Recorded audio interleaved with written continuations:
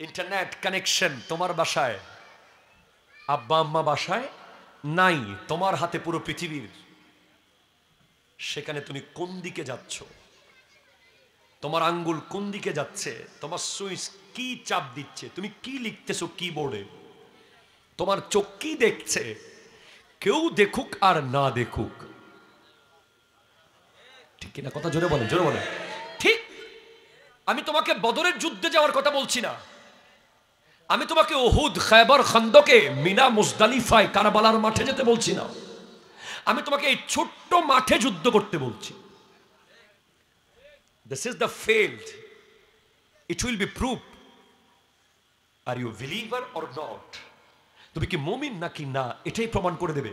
এখান থেকে যদি তুমি ব্যাগে আসতে পারো যে না, এই ছবিটা দেখার অনুমতি ইসলাম আমাকে দেয়নি, এই ওয়েবসাইটে ঢোকার অনুমতি ইসলাম আমাকে দেয়নি, এই ভিডিও দেখার অনুমতি ইসলাম আমাকে দেয়নি, তখন পাশ থেকে একটা অদৃশ্য শক্তি বলছে, আরে বেটা দেখ, কেউ কি দেখতেছে নাকি? তখন যদি তুমি বলো না, কেউ দেখুক আর না দেখুক, আল্লাহ দেখছে, এটা মনে করে যদি তুমি মোবাইলের স্ক্রিন থেকে চোখ সরিয়ে ফেলতে পারো, তাহলে নিশ্চিত থাকো তুমি মুমিন।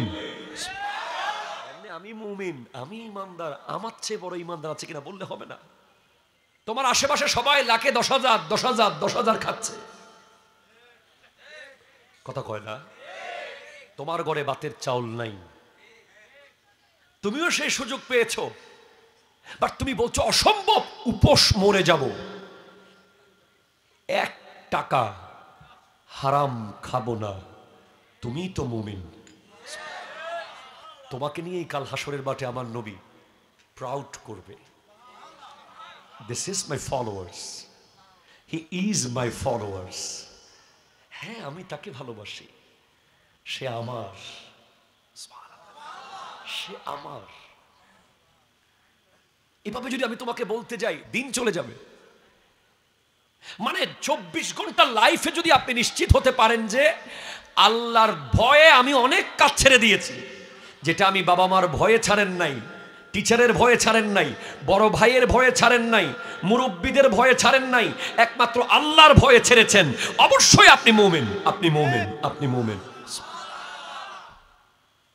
আর যদি দেখেছেন যে আপনি মিথ্যার উপরে মিথ্যা বলছেন, জুলুমের উপরে জুলুম করে যাচ্ছেন, আমানতের খেয়ানত করছেন, আপনি অবৈধ জায়গায় যাচ্ছেন, অবৈধ দৃশ্য দেখছেন, অবৈধ কথা বলছেন, অবৈধ কিছু ধরছেন, আপনার মধ্যে আল্লাহর ভয় বলতে নাই, তাহলে বাতি নিভে গেছে, বাতি নিভে গেছে,